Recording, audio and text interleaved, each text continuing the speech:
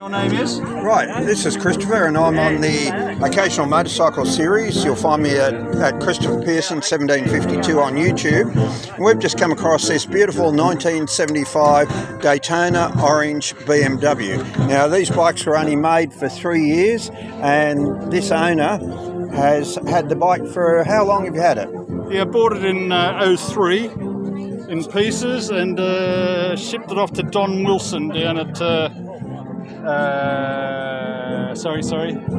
down south at Kangaroo Valley. Right.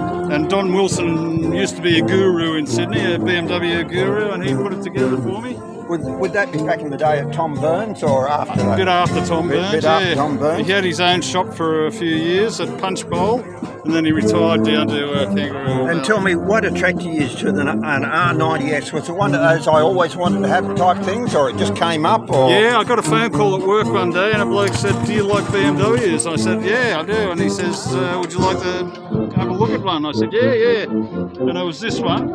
And there was another one. He and his girl went over to Europe. Bought them in Europe and travelled around Europe and then brought them back to Australia. But his girlfriend had a big accident and lost the front end. So I got 1 3/4 bikes, all in pieces when I bought it.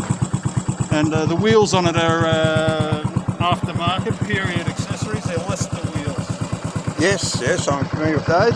I see it's got the genuine cruiser crash bars on it. Yeah, Crouser. We'll get it right in a minute there. Okay, thank you very much for sharing this.